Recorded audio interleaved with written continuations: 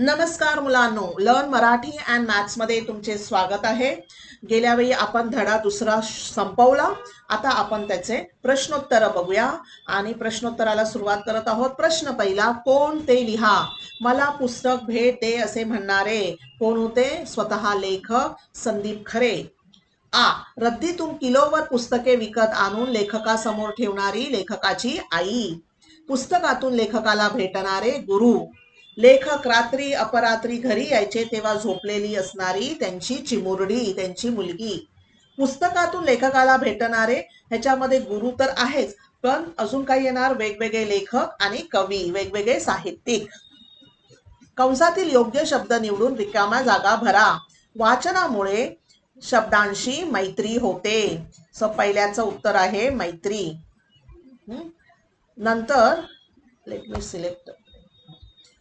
Dash आपलं जगणं समृद्ध करतात. अनुभव. माझ्या बऱ्याच कविता या मला आलेल्या अनुभवाचे प्रतिबिंब आहेत. गुरुबद्दल नेहमी कृतज्ञता आणि आदर असावा.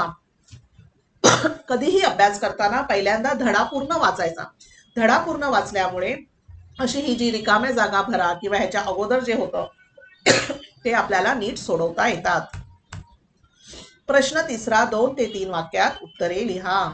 खेळणी विकत घेण्यापेक्षा पुस्तकं विकत घेणे लेखकाला का आवडायचे?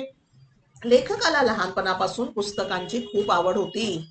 पुस्तकांमधून नवीन गोष्टी, ज्ञान आणि कल्पना मिळत असल्यामुळे त्याला खेळण्यापेक्षा पुस्तके विकत घेणे आवडायचे. बरोबर ना? हेच होतं की नाही? कविता लेखनाबद्दलचा लेखकाचा बालपणीचा अनुभव तुमच्या शब्दात विशद करा. विशद करा म्हणजे तुम्ही तुमच्या शब्दात लिहा. लेखकाला लहानपणापासूनच पुस्तकांची खूप आवड होती.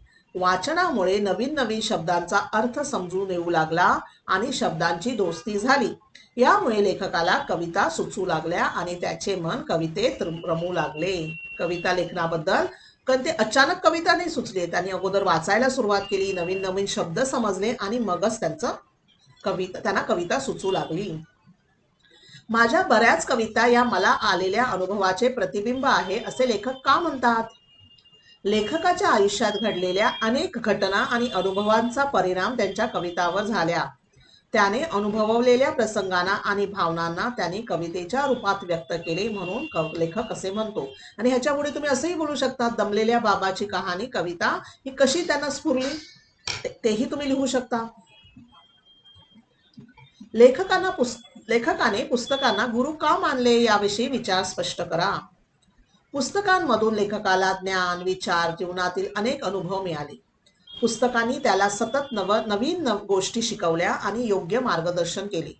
म्हणून लेखकाने पुस्तकांना आपले गुरु मानले. कारणे लिहा. लेखकाची पुस्तके पटकन वाचून पूर्ण व्हायची कारण लेखकाला पुस्तकांची खूप आवड होती आणि तो वाचनात पूर्णपणे रमून जायचा आणि त्यामुळे त्याचे पुस्तक पटकन वाचून पूर्ण व्हायचे. कवीने सगळ्या प्रकारचे वाचन करावे कारण वेगवेगळ्या प्रकारचे वाचन केल्यामुळे कवीचे ज्ञान आणि विचार वाढतात. त्याला नवीन शब्द, कल्पना आणि अनुभव मिळतात. दमलेल्या बाबाची कहाणी ही कविता ऐकल्यावर बऱ्याच लोकांचे डोळे पाणावलेले असायचे कारण या कवितेत एका दमलेल्या वडिलांच्या भावना आणि आपल्या मुलांबद्दलचे प्रेम अतिशय भावपूर्णपणे व्यक्त केले आहे. तुम्ही ही कविता ऐकली नसेल ना मुलांनो, नक्की ऐका आणि आपल्या वडिलांबरोबर ऐका. बघा, वडिलांचे डोळेही पाणावतील. त्यामुळे कविता ऐकताना लोकांना असे वाटते की त्यांच्या स्वतःच्याच व्यथा कवीने कवितेत मांडल्या आहेत, म्हणून लोक भावुक होत असत. दिलेल्या अक्षरांचा योग्य क्रम लावून अर्थपूर्ण शब्द तयार करा. हा आहे वाढदिवस, ग्रंथालय, आत्मचरित्र आणि कविता संग्रह. हे कविता संग्रह जोडवताना माझीही थोडी दमछाक झाली बरं का. मला पटकन आठवेच ना, माझी शब्दांशी एवढी मैत्री दिसत नाहीये तर. चला आता, नामाच्या रूपावरून एखादी वस्तू वास्तविक अगर काल्पनिक पुरुष जातीची आहे की स्त्री जातीची आहे की दोन्हीपैकी कोणत्याच जातीची नाही हे ज्यावरून कळते त्यांना लिंग म्हणतात. मराठीत आपल्याला 3 लिंग आहे, पुल्लिंग, स्त्रीलिंगी, नपुंसकलिंगी. हिंदीमध्ये 2च आहेत, पुल्लिंग स्त्रीलिंगीमध्ये. बंगाली भाषेत मी ऐकलं आहे की फक्त ते पुल्लिंग मध्येच बोलतात. सो किती भारतीय भाषा पण किती विविधता आहे बघा आपण. तर आता हे कंसामध्ये काही शब्द दिले आहेत, त्याचे मी वर्गीकरण करून इथे लिहिलेलं आहे.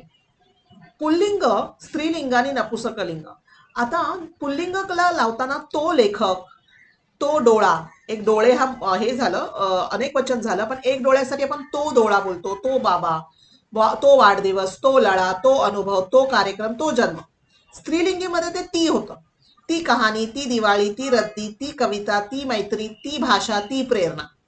नपुसकलिंगीमध्ये ते लागतं, ते पुस्तक, ते वाचनालय, ते लहानपण, ते खेळणी, ते ग्रंथालय, ते बक्षीस, ते मन, ते कौशल्य आणि ते ज्ञान.